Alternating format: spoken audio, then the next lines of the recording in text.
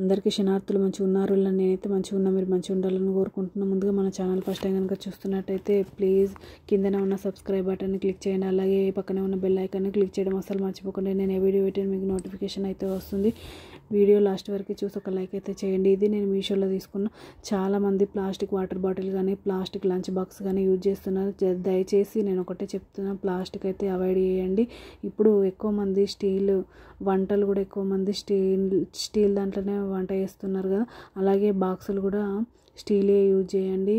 మనకి stainless steel rectangle shape tiffin box అయితే with container for kids అని ఇచ్చారు, కానీ పెద్దవాళ్ళు కూడా యూజ్ చేసుకోవచ్చు. దీని రేటింగ్ వచ్చేసి నాకు 4 స్టార్ రేటింగ్ అయితే ఉంది.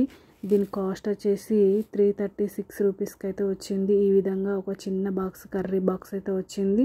మనము మొత్తం ఇందులో లంచ్ అంటే అన్నం మొత్తం పెద్ద బాక్స్లో అన్నం పెట్టుకొని చిన్న బాక్స్లో కర్రీ అయితే పెట్టుకోవచ్చు. చాలా బాగా చాలా డీసెంట్గా అయితే ఉంటుంది. లుక్ అయితే చూడడానికి కొంచెం మనం వేడిగా ఉన్నప్పుడు పెట్టుకున్నా కానీ స్టీల్ బాక్స్ అనేది ఏం కాదు.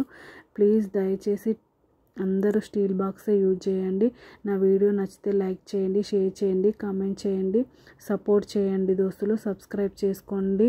ఈ విధంగా చాలా అంటే చాలా బాగుంది. ఒక్కసారి సపోర్ట్ చేయండి దోస్తులు. ఓకేనా దోస్తులు? బాయ్ బాయ్ దోస్తులు.